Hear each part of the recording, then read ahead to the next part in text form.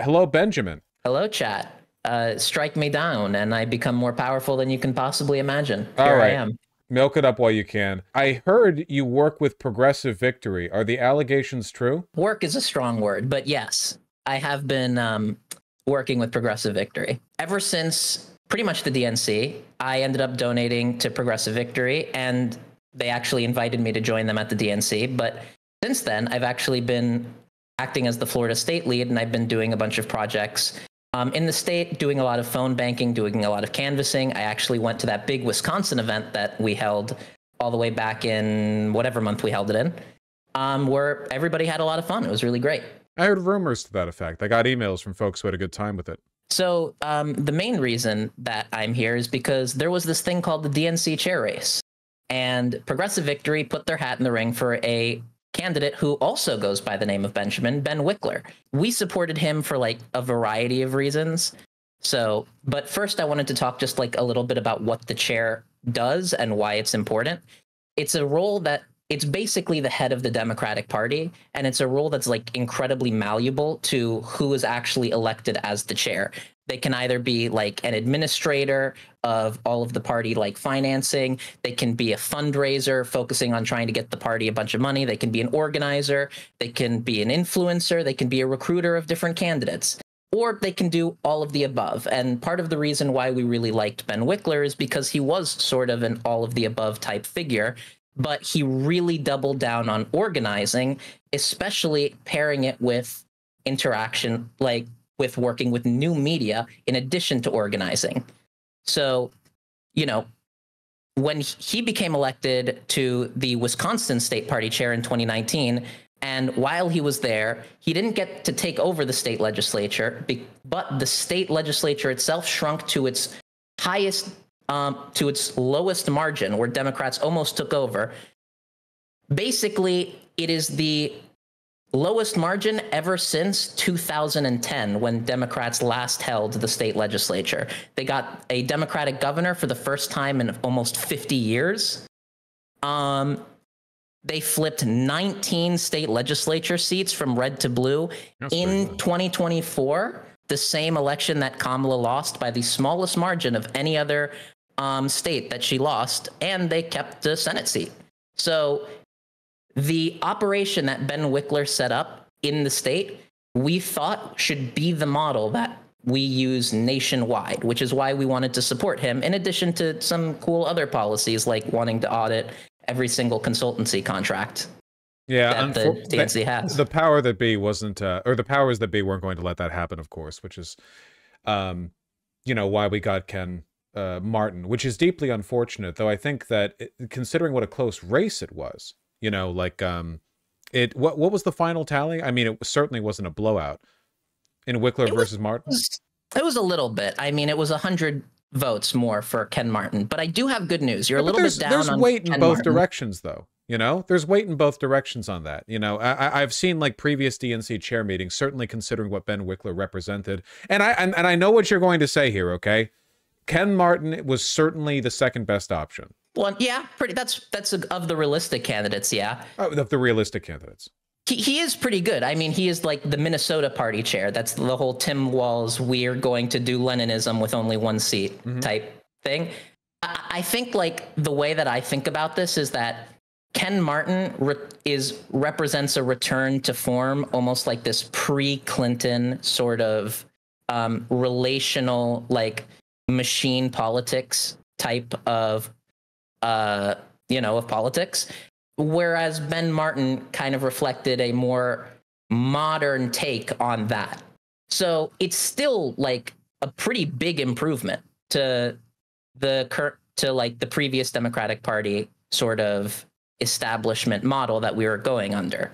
So I'm not that down on Ken Martin. He also had to make a lot of, concessions, some publicly, some privately.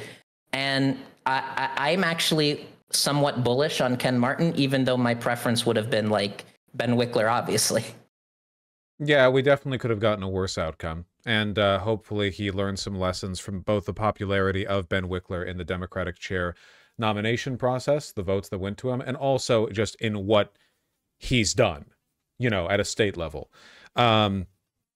The I haven't talked with her about Progressive Victory in a little while because obviously we're kind of in the recovery period of getting. We'll say I don't know about your personal preference. You have more in the stock market tied up than I do. I was not happy with the results on November 5th. I know that it's been pretty bullish for the upper crust, but obviously we're not done with electoralism. We're just kind of waiting for a Democratic Party that's worthy of the effort and investment. And I think you see a lot of that at a state level. There are a lot of, like, we talk often, as you said, like the Midwestern, one vote majority Leninism, or where you have like very left leaning, very populist individuals who are operating at a local or state level. We don't see so much of it on a national level, but that just means that's kind of like the platform that we need to build off of. Yeah, and I think that is also the direction we're moving in. So, I kind of feel like if we make it to the next presidential election, progressives are maybe not going to win, but in a very good spot. I'm maybe a little bit more hopeful or naive about this than other people, but it also isn't how I felt before going to the Florida Democratic Party conference. So this is actually a good time to talk about what Progressive Victory did itself to try and help Ben Wickler, and then we can talk a little bit about what I saw at the Florida conference. All right. So what we did specifically is we basically have a bunch of state leads, and they each have their state teams in Progressive Victory. And what we did is we basically got a bunch of them to go and do small events in their state, like these meetups. And we had this really nice card that they printed out. And we got as many of our volunteers from that state to come out and sign the card. And then we mailed that card to their party chair and vice chair. And then we did pictures of all these meetups, and then we posted it on LinkedIn and tagged the party chairs as well. And maybe hearing this at first, you think to yourself, okay, so some lefties are going to sign some cards. How is that going to convince anybody? But it's actually kind of more power. It's kind of showing your power level. It's indicative of a large number of people who are willing to come out and take the time to meet up, sign a card, figure out where to mail it, and then figure out who their chair is. To them, they feel like that's indicative of a huge trend. Same way that senators, when they get calls and they tally up the calls that they receive, they find those calls as indicative of a broader trend. They kind of assume if a message reaches them, then that means that, oh, that's a huge message. You're also you're escaping the innate lack of respect associated with just always online activism. In the same way that getting 1,000 people to protest outside of City Hall is infinitely more effective than having a viral tweet with 100,000 likes, because everyone who liked that viral tweet is not going to do anything, but the 1,000 people who did show up cared enough to show up. A lot of public opinion can be shaped by a very small but persistent demonstration of public support, whereas the easy out, I guess, liking the viral tweet or whatever, it doesn't usually indicate anything other than the fad of the moment. So yeah, no, it's essential in the same way that showing up at town hall meetings is, or city council meetings. Just being present is a lot more effective, and things that demonstrate presentness. Yeah, and that's something I've wanted to push for with the Florida team specifically, is going to those local city council meetings. I know that's something that I've wanted to push for in all of the states, and there's differences in strategies and opinions. I have on my notes what we're going to be doing later this year. But in the earlier segment, you were talking about social space, about organizing versus a social space. And one of the great things that I've experienced with this is that when you have a social space that is focused on organizing, you can actually get a lot of stuff done when you have sort of a drill sergeant keeping you on task as well. And it's why we were able to get so much done in literally under a week of notice. I kind of want to shout out all the state leads who were able to do this so quickly. We were able to do 15 different meetups in 15 different states. We got 200 physical signatures and 340 digital ones, and insane in under a week of organizing work. It's really incredible. No, it really is. And you probably wouldn't be calling in just to gloat about what you've already done. Uh, what's the game plan? So yeah, there's a pretty cool game plan for what we're working on right now. So the big things that we're focusing on, the five kind of like headlining things, the races we're going into in the more broad strokes, I have some specifics too, is Wisconsin. There's a Supreme Court fight that's coming up on April 1st. That is something big that we're currently investigating exactly how we want to engage with it. We're going back to Wisconsin. There is the Virginia and New Jersey gubernatorial races. Those look pretty hot, honestly. Virginia in particular is always kind of considered like the bellwether election for how the presidency is going to be viewed, because it is the one that happens in that off year within less than a year after the president is inaugurated. There's one that I know you care about, the New York mayoral race. That is one that is on our radar that we really are hoping we can kind of get involved in. And then there's the Miami mayoral election. So those are sort of like, along with other Florida elections, that's on our radar. Specifically right now, the big thing that is our national priority is the Florida 6th congressional special election.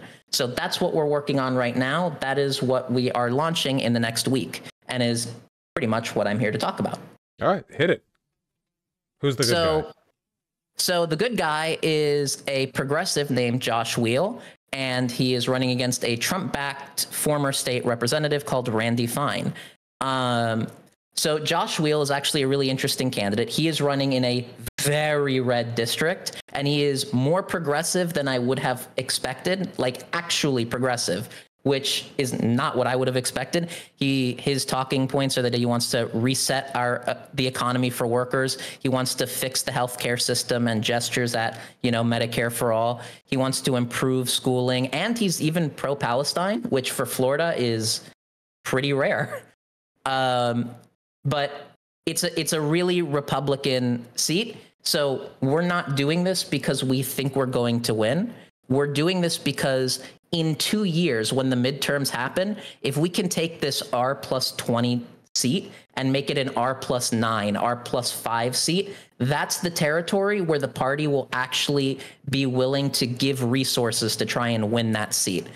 So it's always good to make Republicans waste resources.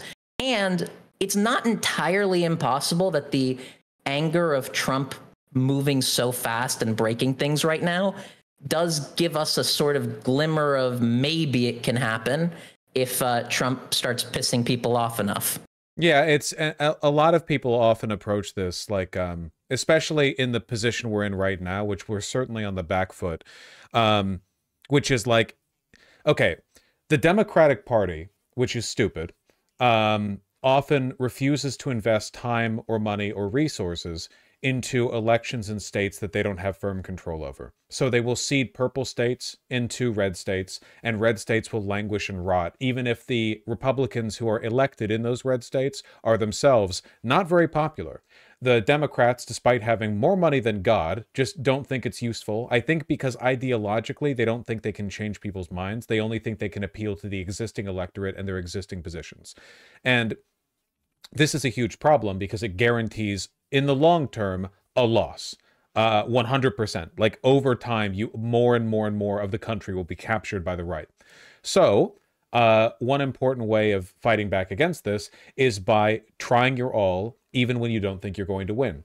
I know that sometimes I see people, I don't think this is all people in chat, by the way, but I think some of them, a decent number of them, think that it's about winning any given election. And it would have been nice if Trump had lost back in 2024, but you have to think in the long term, in the aggregate. Every close loss builds upon a potential future victory. You have to come out like all the time for all of it. It's about engagement as a lifestyle, not just about a weekend retreat that just wins you a seat in the House. It's if it didn't take effort, then in all likelihood, we wouldn't have to put in the effort to begin with. Yeah, I completely agree. There's something that I say pretty often is that like politicians can lose successfully. And a point I make is that Bernie didn't win in 2020, but he lost successfully. I mean, we got a ton of shit out of Biden that we wouldn't have gotten. Everything you like about the NLRB, everything I like, we got that because Bernie basically backed him into a corner and got that concession. He also got the $15 minimum wage concession, but you know, you win some, you lose some. That stunt that Warren did against Bernie, I don't love it, but the result of that was that we got Lena Khan. So, you know, it's not always about winning. It's about how you win and about what coalition allowed you to win and enables you to do the things that you want to, or are forced to do the things that you don't want to. Yeah, always have to put the effort in. Yeah, and that idea before of just like Republicans spending money everywhere and Democrats like not, that was another reason why we were pretty bullish on Ben Wickler and are still bullish on Ken Martin, because that 50-state strategy is something that they have both committed to. And that's actually really important because every dollar that a Democrat spends is genuinely more valuable than a dollar that a Republican spends when it comes to electoral politics. And I think the best example of this is the one that I always laugh at, is that Progressive Victory blows our competition away even on the Democratic Party side with $1 a door knock. Meanwhile, Elon is out there with the most generous calculation being $166 a door knock. So it's like, it's crazy how much just a little bit of money on our side, not tied up through like a sort of, you know, that's actually interested in sort of party building. More passionate canvassers too than the, you know, the help they were hiring via Musk. Oh yeah, absolutely. So we have the races, we have the mind. Now I've had my screen hovering over the progressivevictory.win/volunteer screen for a bit, which I'm doing sort of as a subtle gesture to my audience. In terms of direct engagement, is there anything you'd like to recommend them? Yeah, there's a few things I'd like to recommend them. Specifically with that FL6 race, we would absolutely love it if you come into the server, and because we're doing phone banks. They're happening every day of the week except Monday and Tuesday. There's some tomorrow, there's some Thursday, Friday, Saturday, Sunday.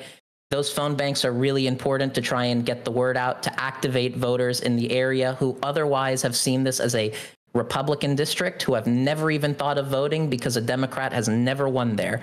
And, you know, it's about actively engaging them, because just a little nudge gets people to come out to vote for the first time, that it feels like, oh my God, I'm finally being spoken to. And that's enough for a lot of people, especially in a race like this.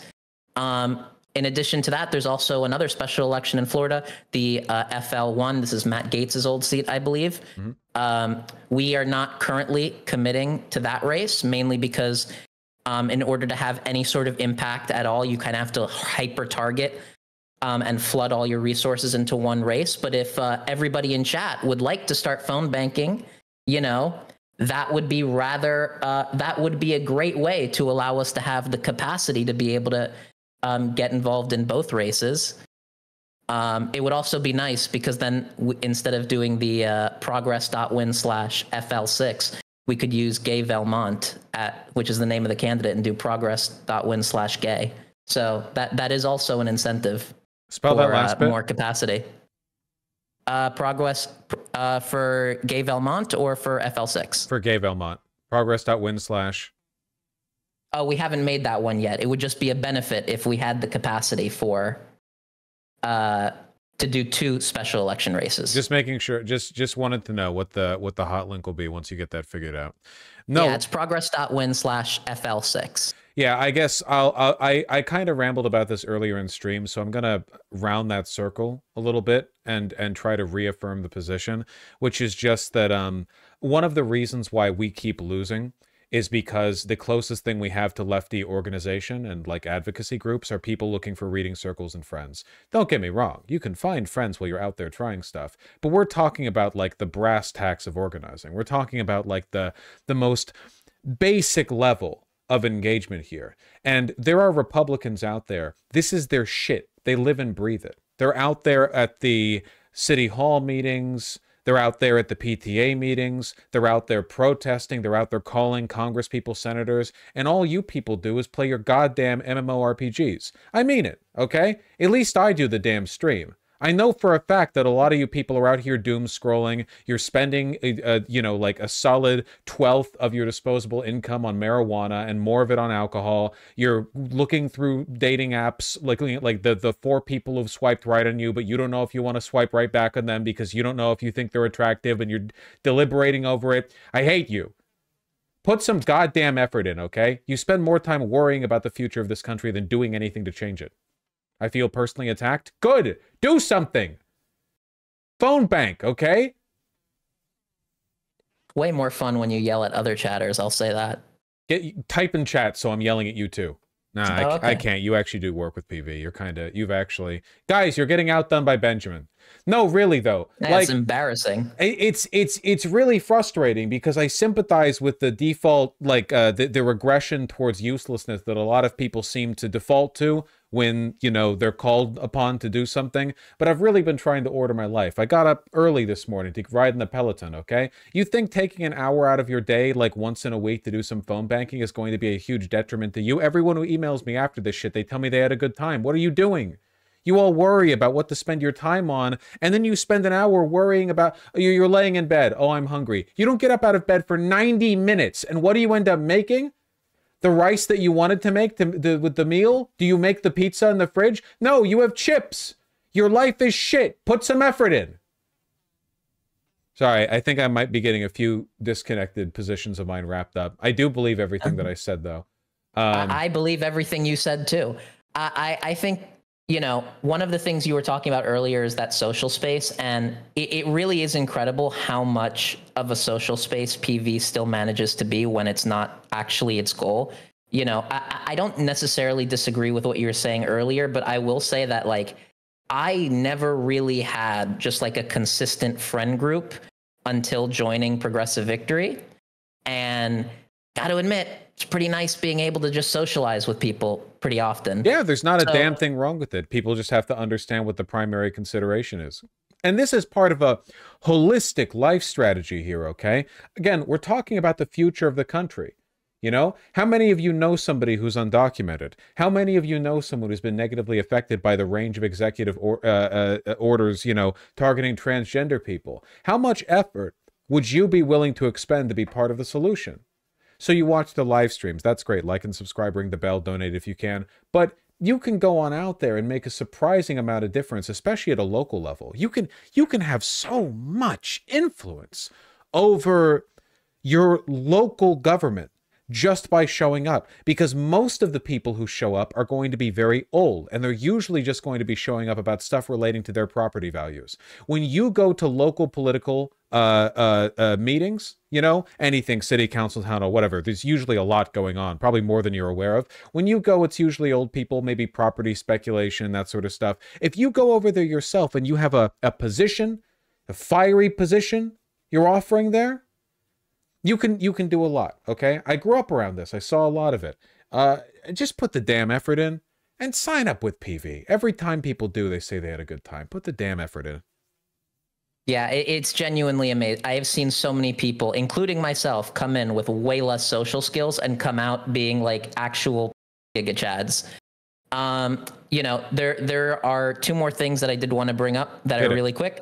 The first one is, you know, like, subscribe to Vosh, donate to him, but more importantly, donate to Progressive Victory, because we have a dues-paying membership program that we are soft launching. I actually sent you an image of the membership cards that are coming out soon. So, what is the link? The link is, yeah. I'm just trying to be able to read it. I think it's real pretty too. Yeah.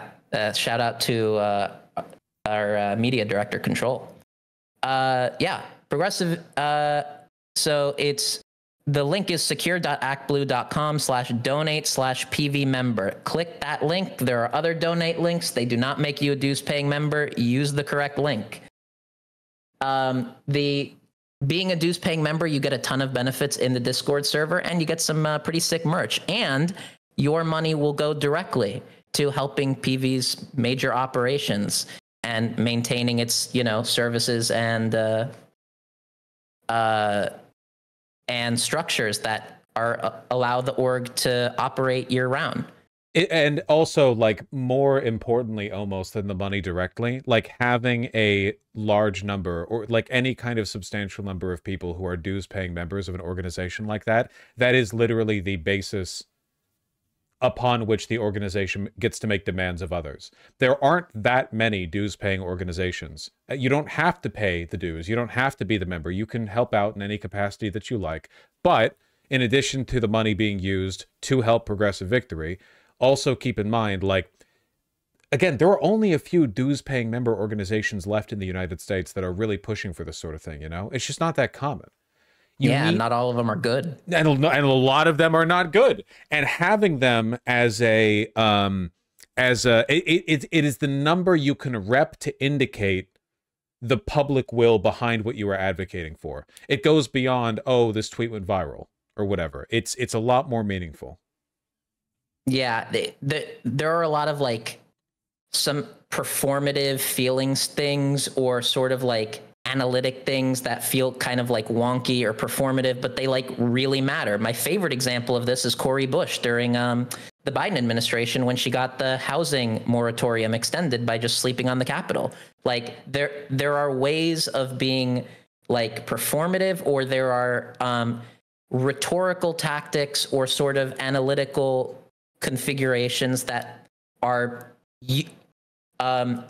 that you can use to mobilize huge amount of actions. And having a dues paying membership, having like a ton of members, that's something that you can really leverage to say, hey, this is a movement that you actually have to listen to. And then we can undermine that movement with the next thing that we have, which is our founder Sam and our fundraising director Jonah are doing a debate on Thursday, which I am moderating in the Discord server. I'll be streaming it, and it is a debate on whether or not crypto is useful in revolutionary movements. Christ, I'm not touching this. I'm sure there are lots of people who will. Oh God, I don't want to be there either. I especially don't want to be there for the other part, because there is a fundraising goal, and one of them is that if it raises $5,000, I have to do a stream and drag. So please don't donate. I'm begging you, please. Well, chat, there you go. There's your incentive. I had a drag. Did I have a drag incentive for the last donation? I don't think I did. I wouldn't give them that. No, you had an OKBV stream that you still haven't done. Yeah, I didn't give a date. Is the thing. I was very smart in not doing that. You're right. It is important, folks. And it's a pithy amount if you consider what the stakes are here. The surprising amount of influence is dictated less so by money and more like public will and attention. The right has to outspend, like the amount of money that the right spends directly on campaigning is minimal in comparison to the amount they spend on total information control. The amount that circulates for them to keep a hold on CNN, Fox News, Newsmax, New York Post, OAN, all such and such. The overall amount of capital interest there, it's overwhelming. But stuff like that doesn't prevent people like, say, Bernie Sanders from being popular or widely beloved. He's the most popular member of the Senate, There is power that goes like well beyond just like the blunt force instrument of, well, the oligarchs have control. And we have that power because the type of grassroots organizing that PV represents just isn't really present on the right, certainly not in the same way or to the same extent. So basically what I'm saying is put the f***ing work in. Absolutely. Yeah, I like to think of it as money as a modifier. So you have your organizing base, and then the amount of money you have, it's like a multiplier, and that can only multiply up so much. A certain amount of organizing, even with that little money, it just like explodes it way more than any amount money can do if you have enough people in your movement.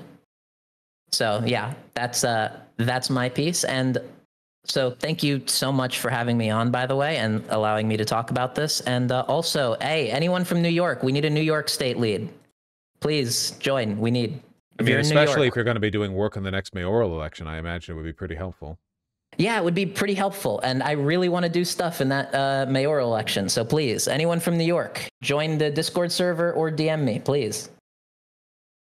Thank you very much for coming on. And Yeah. I'll get my card soon, I assume. Oh yeah, absolutely. Thank you so much for having me on. Take Have care. a good day. Hope you do and or don't have to do drag. Good luck. Thanks. You cannot imagine how little patience I'm gonna have for folks who, it's like the doomer thing. Like, people are like, Vosh, it's doomer of you to say that things are bad right now. I'll show you what doomer looks like. Because you talk about something like progressive victory and people are like, well, what does it even matter? What outcome's even going to change? And it's like, you would be amazed. Okay, let me put it this way. You know how incompetent the Democrats are? They still almost beat Trump. Trump got, like, every oligarch in the country to unite behind him. They dumped billions into total media control. He's still, if you put that towards the damn dono goal, that would have been an eighth of the way towards drag, wouldn't it? Or a tenth? What was it? 4,000, 5,000? Thank you. Even as incompetent as the Democrats are, again, the highest level Democratic representatives right now in the public eye are Schumer and Jeffries, and still they almost beat Trump in the presidential. What does that tell you? Honestly, that tells me that the Republicans, okay, listen, okay? What's the old cartoon?